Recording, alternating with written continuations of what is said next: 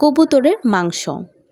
কবুতরের মাংসের মধ্যে প্রচুর পরিমাণ আয়রন রয়েছে, যে কারণে রক্তশূন্যতা হলে ডাক্তাররা বেশি করে কবুতরের বাচ্চা খেতে বলেন।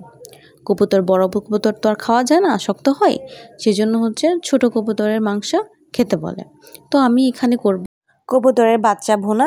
এর জন্য আমি কড়াইয়ের মধ্যে পরিমাণ মতো তেল নিয়ে নিলাম, আর নিয়ে নিলাম পেঁয়াজ কুচি, আর সাথে কিছু গরম মশলা, যেমন দারুচিনি, তেজপাতা, এলাচ, লবঙ্গ, এইগুলি। সাথে দিয়ে দিলাম 3টি গোলমরিচ। এখন আমি নাড়াচাড়া করব। এখানে যেহেতু আমি শুধুমাত্র পেঁয়াজ কুচি দিয়ে মাংসটা ভুনা করব, সেই জন্য পেঁয়াজ কুচির পরিমাণটা হালকা বেশি রেখেছি। মাংসগুলো দিয়ে দিলাম।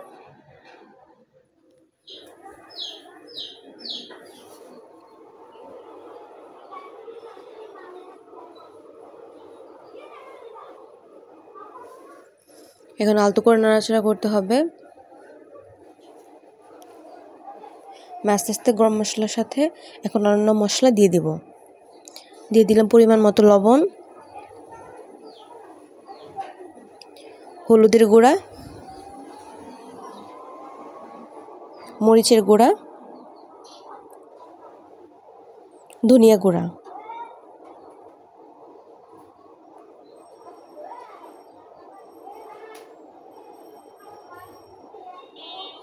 তারপর আদা, জিরা, রসুন বাটা দিয়ে সুন্দর করে মিশিয়ে নিতে হবে, যেন সব মাংসের মধ্যেই মশলাটা ভালোভাবে লেগে যায়।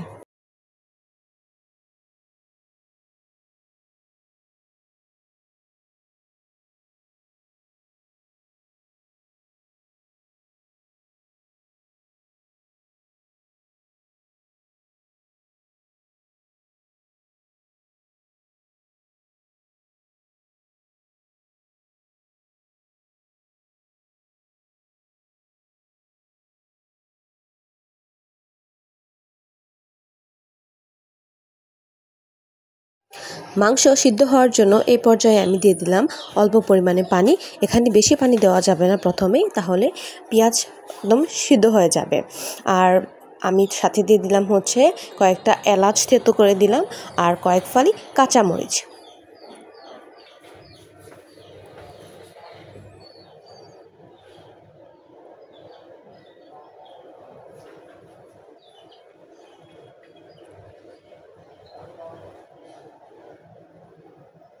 ভালোভাবে মিশিয়ে নিচ্ছি।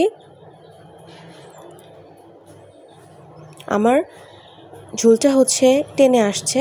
এখন আমি দিয়ে দিলাম ভাজা জিরা গুঁড়া। এটার পরিমাণটাও একটু সামান্যই থাকবে, যেহেতু আমি এখানে 2টা কবুতরের বাচ্চা নিয়েছি। আপনারা যখন একটা নেবেন, মশলার পরিমাণটা আরেকটু কম দেবেন, আর যদি 3টা বা 4টা নেন তাহলে বাড়িয়ে দিবেন।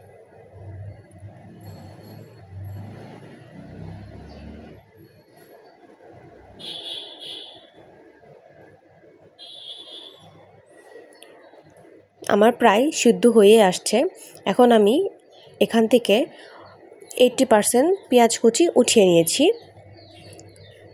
আবার পানিতে দিলাম মাংসটা ভালোভাবে সিদ্ধ হওয়ার জন্য।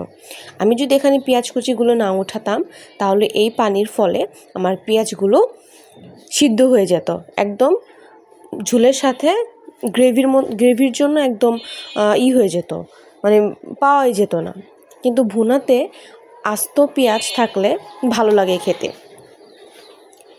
আমার শেষ হয়ে গেছে, আমি বেরেস্তা দিয়ে দিলাম, আর বাকি তুলে রাখা পেঁয়াজটা এখন দিয়ে দিয়েছি। এখন আস্তে আস্তে শুধু নাড়াচাড়া করব।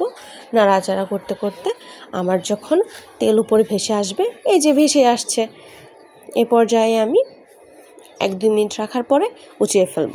আমার রান্না প্রায় 95% হয়ে গেছে।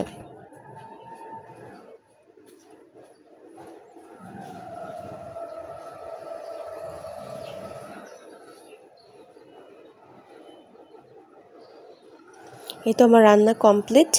রান্নাটা কেমন লাগলো সবাই জানাবেন, আর ভালো লাগলে লাইক, শেয়ার অ্যান্ড সাবস্ক্রাইব করবেন, আর আমার জন্য অবশ্যই দোয়া করবেন। আল্লাহ হাফেজ।